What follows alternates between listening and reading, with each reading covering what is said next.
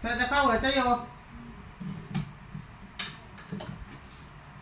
อ๋อน้ำฟ้ามดมันขึ้นหมดแล้วเธอเต็มไปหมดเลยดูคนบ้าดูยุงกัดหลานเลยเป็นไรสด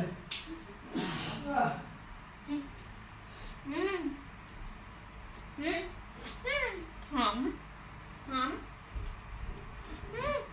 สวัสดีค่ะสวัสดีค่ะสวัสดีค่ะทุกคนสวัสดีค่ะทุกคนสวัสดีค่ะทุกคนสวัสดีค่ะสวัสดีค่ะสวัสดีค่ะสวัสดีค่ะสวัสดีค่ะสวัสดีค่ะทุกคนสวัสดีค่ะสวัสดีค่ะทุกคนสวัสดีค่ะทุกคนหอมหอมหอมปุ้ยเอาหอมปุ้ยเอาหอมปุ้ยตึงตึงตึงตึงตึงตึงตึงสวัสดีค่ะมีคนมาเนี่ยเมื่อกี้มีคนนึงสวัสดีค่ะสวัสดีค่ะเชียสวัสดีค่ะเชียอุ้ยอะไรอ่ะยุงกัดแล้วใครปล่อยยุงกัดไม่รู้พ่อป่ะเมื่อวานพี่แชมป์เลี้ยงยุงกัดใช่ไหมคะปู่ใช่ไหมคะฮะปู่ใช่ไหมคะปู่ใช่ไหมคะนอนดีกว่านอนดีกว่าน้าไอ้บานนอนเล่นดีกว่านอนเล่นดีกว่าค่ะ Question is though, can we slow this down? And can we reset the system? Is there a reboot?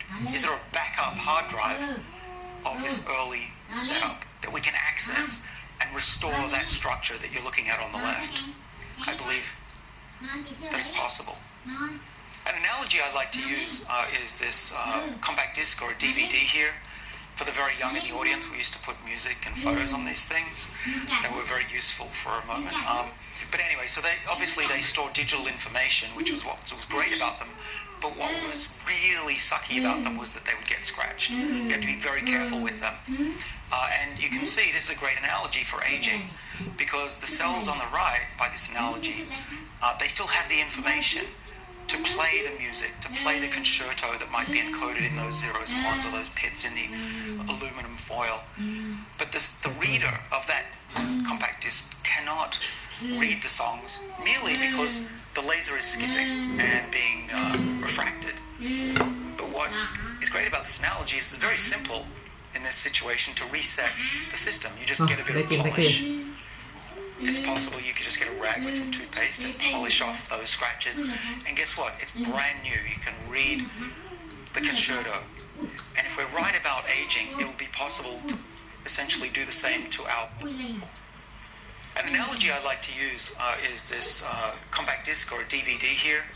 For the very young in the audience, we used to put music and photos on these things that were very useful for a moment. But anyway, so they store digital information, which was what was great about them. But what was really sucky about them was that they would get scratched. You had to be very careful with them. And you can see this is a great analogy for aging, because the cells on the right, by this analogy, they still have the information to play.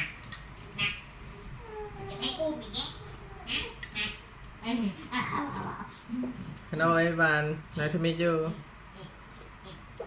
I am Chia. Music to play the concerto that might be encoded in those zeros and ones or those pits in the aluminum foil.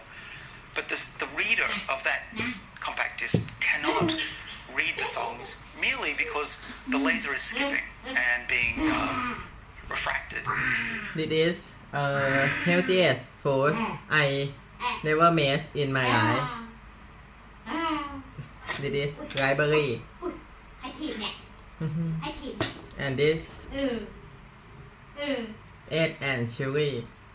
I put olive oil and banana instead of sugar because in banana have fructose. And this salad, Thai salad. I put banana instead of sugar. Yeah, and this is nothing pudding version special version thank you hello I put orange strawberry avocado and banana and almond and cacao powder and milk nut milk and this is watermelon and this my fruit and veggie banana avocado grape yeah purple and green โอ้ใครแกล้งคะใครแกล้งคะ and this called super veggie I put นี่ไง olive oil and broccoli and cauliflower and lentil and then shiitake อะจุอะจุจิบจิบจิบจิบจิบจิบจิบจิบจิบจิบจิบโอ้โหมา But what is great about this analogy is it's very simple in this situation to reset the system. You just get a bit of polish. It's possible you could just get a rag with some toothpaste and polish off those scratches. And guess what? It's brand new. You can read the concerto.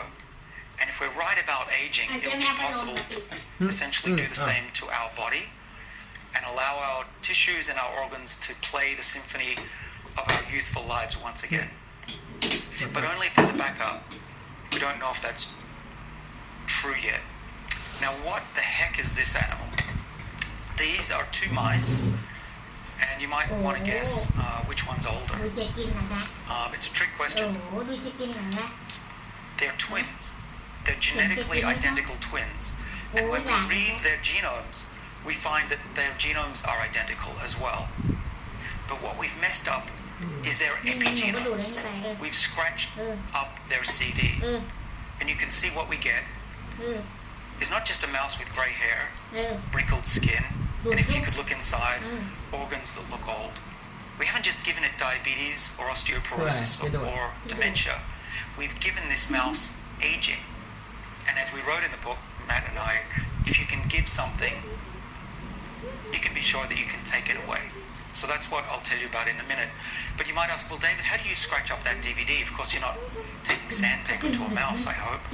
What we did, and we're going to publish this hopefully shortly, we have manuscripts under review at Cell. There's a couple of manuscripts and 10 years of work out of my lab and 15 others from around the world, is the discovery that broken chromosomes disrupt the structure of those hose reels, that DNA, and cells start to lose their identity, so they don't function very well. And the ultimate outcome of losing cellular identity is aging. Okay. Now, what's really interesting about this mouse is now that we can accelerate aging, we can do a couple of things. We can create a mouse that has the equivalent of 80 years of aging, and we can just induce these DNA cuts in the genome as much as we want. We can make a mouse 80 years old, and we think that these mice will be very useful for finding treatments for Alzheimer's disease, which I think ludicrously people have been using one-year-old mice to study Alzheimer's disease, which to me doesn't make much sense. The other thing we can do that's interesting about these mice, and that we've done, is we can age only part of the animal. We've accelerated aging in the brain of these mice, and we're seeing increased dementia. But interestingly, we can ask the question, do other parts of the body age faster as well if your brain is old? Clearly we couldn't do that any other way. Now, one of the things that made this all possible, to declare that these mice aren't just sick, but they're actually biologically older, that we've given them aging, is that we can now measure age with great accuracy. This is not qualitative, this is 100% quantitative with machine learning ชอบไปไหนอ่ะ algorithms. What I could do to any of you right now is take a blood sample. Please don't give me any blood samples before I leave. But theoretically I could even take a buccal swab of your mouth. I could go back to my lab. I could read what's called the DNA methylome. It's really just measuring which of the letter C's out of those ACTG, which of those have a methyl group, a C and 4 H's on there. And the addition of these chemicals over a lifetime is a really great predictor of your aging rate, because we see them go up in a linear fashion with time. And it turns out if you extrapolate backwards, even a teenage person, teenage girls are aging. Even young infants are aging. Even in the womb we're aging, according to this clock. Now, we used to think that this clock was just a measure of time, like a clock on the wall. But what we've been testing is the idea that perhaps if we move the hands of the clock backwards, in this case the clock, the biological clock, does time go backwards? Does the age and the health of the animal go backwards? And I'll tell you about that in a second. This is an example of data from the paper that we are hopefully publishing soon. And with Stephen Horvath, who discovered this clock, we can see that the mice that are normal are in blue, and they're aging at a certain rate according to these DNA methyl marks on the DNA. But if we scratch the genome and cause epigenomic changes, we can age the mouse 50% faster. And what's exciting is that pretty much by all measures of these mice, they're 50% older than their counterparts. But then the question arises, if you can cause aging, can you reverse it? And if you do take the clock back, does it do anything? All right, so now I want to tell you about one of my favorite scientists and mathematicians. Many of you may know this person. He used to work down the street at MIT. He worked at Bell Labs as well. And his name is Claude Shannon. And if there's one person that gave rise to the world we live in, the internet age, it's him. And what he proposed in 1948 in a couple of elegant papers called the Mathematical Theory of Communication are a set of diagrams and equations that explain how to preserve information between a sender and a receiver and what to do if there's lost information. And he and his equations gave rise to the TCP/IP protocol and the internet we use today.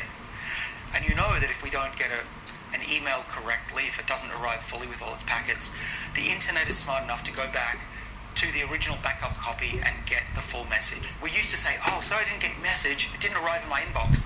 Now you can't use that excuse, right? It always gets there. And for a while there were a lot of people who were caught lying with that excuse. Anyway, this is one of the most important diagrams when it comes to aging. And I'm pretty certain that Dr. Shannon here didn't realize that he was working on something just as important as the internet, perhaps even more so. And that's how to reset the age of our bodies. And what you can see here in his diagram from 1948 is that if you lose a message, a signal, a radio signal, or say a Morse code signal between the sender, which he calls the transmitter, and the receiver, if you lose some of that information, don't worry, because there's what he called an observer, the backup copy of that original information, which you can use to restore the information using a correcting device. If that's true in our bodies, we could take the old epigenome and reset it to be young again. But we didn't know what the correcting device was in the cell. The transmitter, of course, is the fertilized egg and us as a young child. The receiver is our bodies in the future, let's say an 80-year-old. And we lose a lot of that information over time. We succumb to entropy. But we are biological organisms. We're not closed systems, we're actually open systems. So we can use energy to reset the system.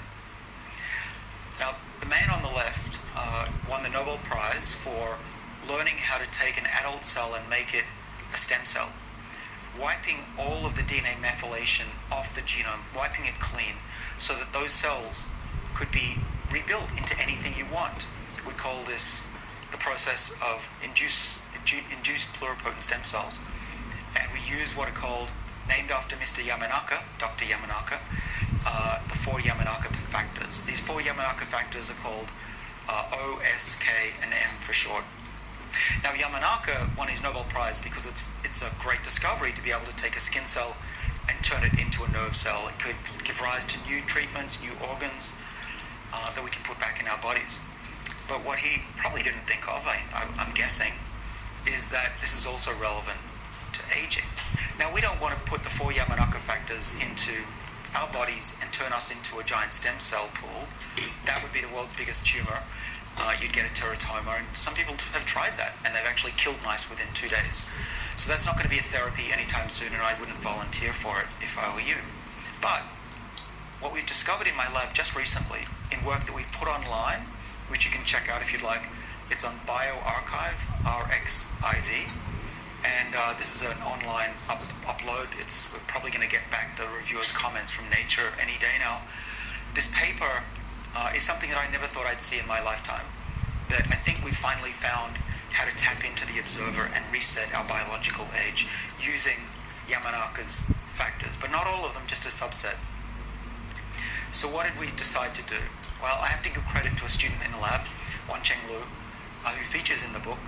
We were fortunate to be writing the book as we were making these discoveries last year, and they were basically written almost in real time as they were coming out, which makes this book a very unusual kind of book. You're learning about science before most people have even digested it yet. So here's the experiment that Wancheng did. We put 3 of the Yamanaka factors. We left off the M, which stands for MYC. MYC is an oncogene. You don't want to be causing tumors. But we used the O, S, and the K. OSK fitted into a virus, and we put the virus into the eye of a mouse. And these are viruses, they might sound scary, but they're used all the time in gene therapy in patients right now. So it's not crazy stuff. What we did in collaboration with a lab across the street, this is Zhigang He's lab, after we put the virus in the eye of a mouse, we pinched the back of its optic nerve. And what normally happens is, I'm sure you can guess, is the nerve dies. If we're old, even if we're young adults, we will not grow back an optic nerve.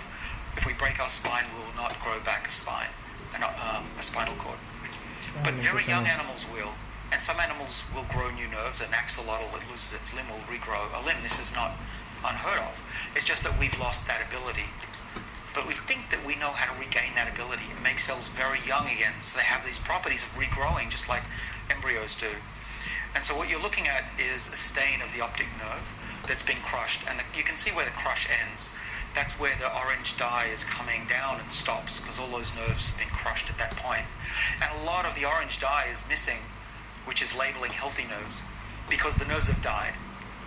But have a look what happens if we turn on this reprogramming, this age reset in the eye after we damage it.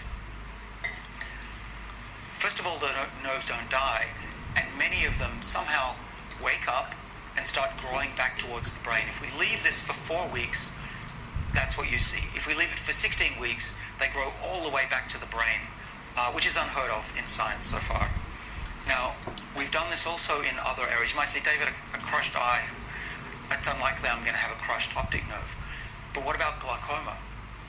Pressure from, many people have pressure and it damages their retina. There's nothing that will appreciably slow glaucoma, let alone reverse that disease and give you your vision back.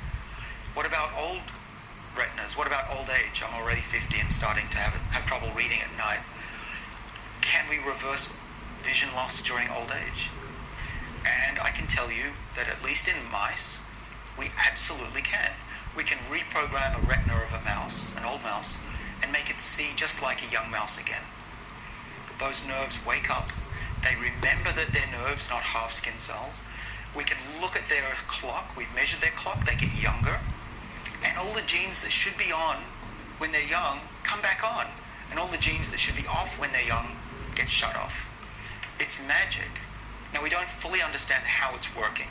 We know how to tap into the observer. But what's behind the clock? What are the cogs behind the system? We have some idea what's going on.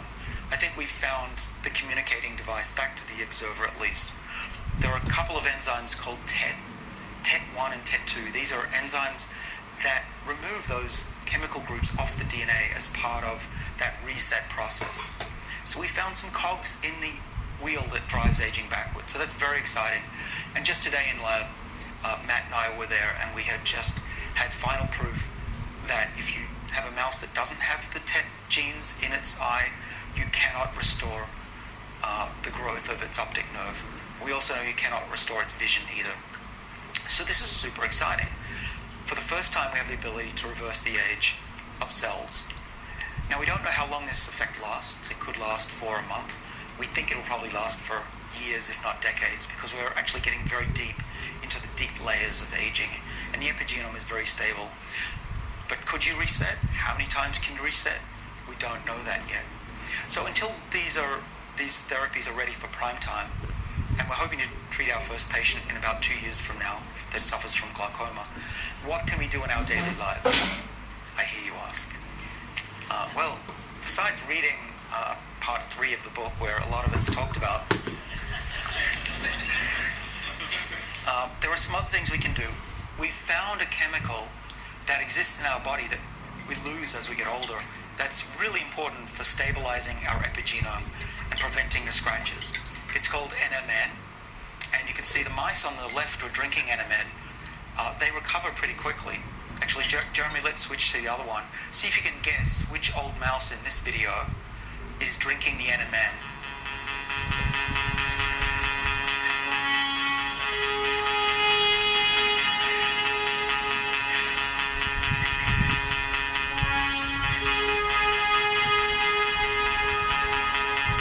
All right, I think we've seen enough, Jeremy. So if you guessed the mouse on the right, you would be correct.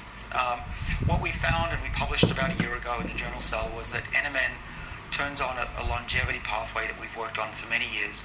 These are stabilizers of the epigenome, and they also control our cells' survival and defenses against aging. And what's exciting is that we have inbuilt longevity pathways that we can activate with these molecules like NMN. There are others that are out there. One is called metformin, which is a diabetes drug, which is exciting because it's been seen in tens of thousands of patients to at least seemingly slow down the effects of aging and protect against diseases. There's another one that's more toxic. I wouldn't recommend it, but it's called rapamycin. But there are things out there that we already have run into that actually may work. But what else can you do in your life? What can you do if you don't want to go to a doctor and ask for metformin, a diabetes drug? Well, one of the things that I do, probably the best thing I could tell you, having read thousands of scientific papers, is eat less often. Now that's not malnutrition, it's not starvation, but it does mean going hungry for part of the day. What I do is I skip breakfast, I eat a late lunch, sometimes I miss lunch, and eat a normal dinner. What does that do? That turns on these longevity pathways. It raises the NAD levels in our body, which NMN will do also, and it will mimic exercise and hunger. Hunger will, of course, mimic hunger, but NMN and hunger work through these same longevity pathways. And you might find that by exercising a bit like these mice, getting yourself puffed a few days a week on a treadmill, just for 10 minutes is enough, and being hungry for a few days out of the week, you'll find you feel remarkably better, and you'll be a lot fitter because of it. And perhaps when you're 80, 90, and even 100, you'll be able to continue doing all the things you always have wanted to do late in life. Start a new career if you want, start a new company, leaving a legacy. We have clinical trials in progress with a molecule related to NMN. So this isn't future stuff. This is stuff that's actually going on just across the street from my lab at Harvard Medical School. So we know that this molecule can raise NAD levels at least twofold in people. We haven't seen any negative side effects yet, and we're going to be doing clinical trials in patients next year, but not for aging, because it's not a disease. We're going to be treating a rare disorder. Most likely, at least the plan, if all goes well, is to treat a rare condition called Friedreich's ataxia, which is considered a mitochondrial disorder, a lack of energy. But imagine a future where you can have an injection of a virus and then have a course of antibiotics like our mice are given, and turn on reprogramming for a few weeks. You'll start to look younger. Your hair might change color. It might regrow, we don't know. But your organs should be improved. You should get your vision back if you've lost it. And that might last for a decade. And after you've aged for a decade, you come back for a reset. And all you need to do is to get a prescription for antibiotics that turn on these genes again. Now, again, we don't know how many times you can reset. It might be 3, it might be 3,000. And if you can reset your body 3,000 times, then things get really interesting. And I don't know if any of you want to live for 1,000 years, but, and I also don't know if it's going to be possible. But these are the questions we have to start thinking about, because it's not a question of if, it's now a question of when. And finally, I like to talk about my father, who's a role model for all of us, I think. So he's been on a combination of NMN and metformin and some other things that are written down in part 3 of the book. don't like to talk a lot about supplements and things, so it's all in there. And I have a newsletter as well. But let's talk about my father. Now, this is not a clinical trial. It's what we'd call an N of 1, or if you include my wife and I, an N of 3. Not very well controlled. It's not placebo controlled. But my father was heading downhill. He was not very energetic. He was pretty depressed. His wife had died. He was just thinking, okay, I'm done for. But he's realized that his health isn't declining so far. And we don't know if it's because of the molecules or because of the exercise he's been doing or the intermittent fasting that he's trying. But nevertheless, he's a beacon of hope for all of us that we can live a life like his, where in his late 70s he started a new career and he travels the world. And we just got back from Uganda, where he went hiking with his 3 grandkids up a mountain and was the oldest person to ever do that. And for him it was a breeze. He's literally stronger and fitter than I am at age 50, and probably when I was 30 as well. So I want to end by saying thanks for coming. I'm happy to answer any questions as honestly and as openly as I can. And I hope that you not just begin, but continue this conversation, because it's one of the most important things we can do for the planet, to save on healthcare, to save billions of dollars, eventually trillions, that can be put to other causes, such as global warming and species extinction. And I want to really thank you for taking time out of your day for coming to listen. Thanks.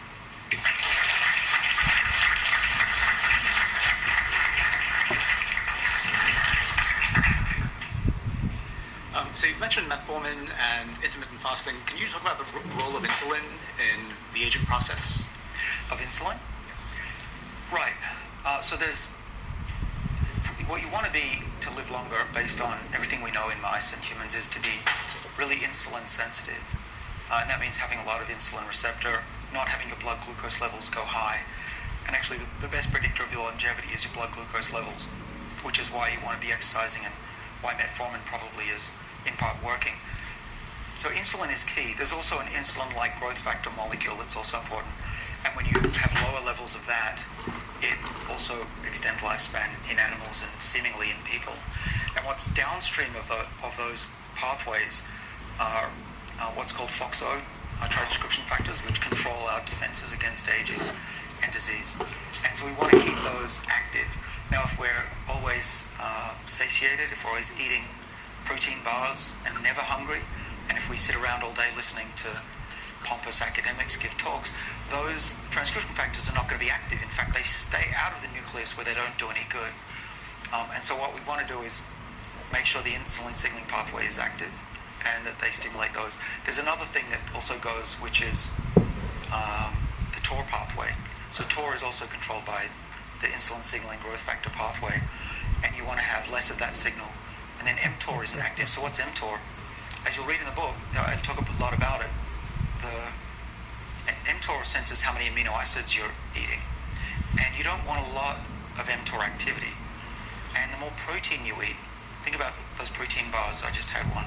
If you eat a lot of steak, your mTOR pathway will be always active, always telling your cells to grow rather than fighting disease and hunkering down. And so that's why I have actually switched from a regular diet to a mostly plant-based diet, because the amount of amino acids that I was getting was overloading my mTOR pathway.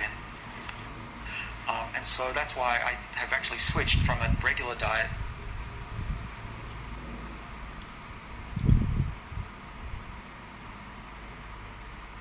to a mostly plant-based diet, because the amount of amino acids that I was getting was overloading my mTOR pathway, and so I'm trying to keep that down as well and give my body the best chance. I'm also trying to help the planet as well.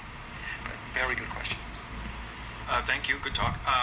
The reason I got into computational biology was that I read some exciting things out of Aubrey de Grey maybe 20 years ago, and I was like, oh, interesting. But so one thing that I'm curious about is we have these other more macroscopic, I suppose, mechanisms around aging. We have the rate of cellular division, and we have accumulation of junk both inside and outside of cells.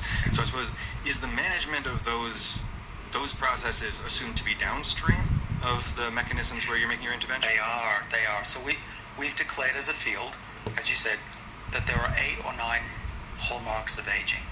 And some of them are telomere shortening, mitochondrial dysfunction, loss of stem cells, senescent cells.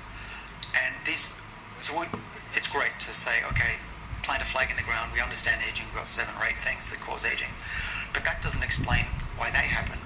Is there an upstream, as you say, cause of all of those?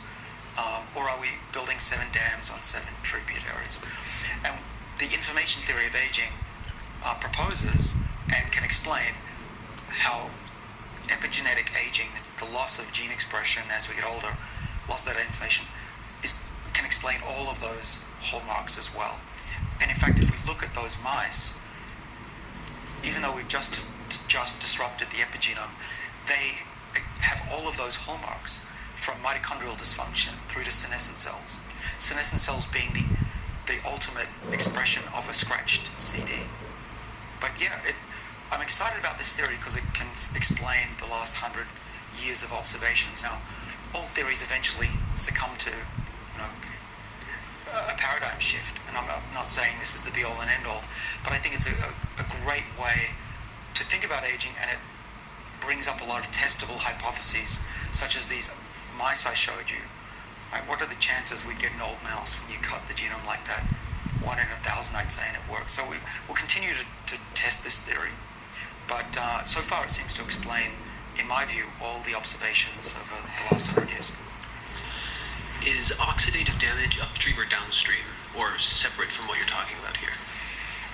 It's both. It's part of the positive feedback loop, so this is what we think, is that oxidative stress in the nucleus will exacerbate the genetic damage, so you'll get a broken chromosome. And so there are a lot of things that cause epigenetic change, including to scratch the DVD. But the most potent one that we found is a broken chromosome. And oxidative stress, free radicals, can cause a DNA break, but it's not the only cause of DNA breaks. They're happening all the time. Cosmic rays, CT scans, X-rays, and actually free radicals are beneficial in biology, so you don't want to swamp those out. It's been shown if you take a lot of vitamin C and even megadoses of vitamin E, you can blunt the effects of a healthy diet and exercise.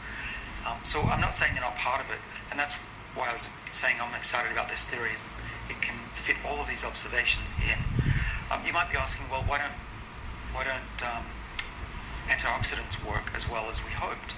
Well, one of the main reasons is that we think that there are other causes of DNA damage besides free radicals, and that you need more than that.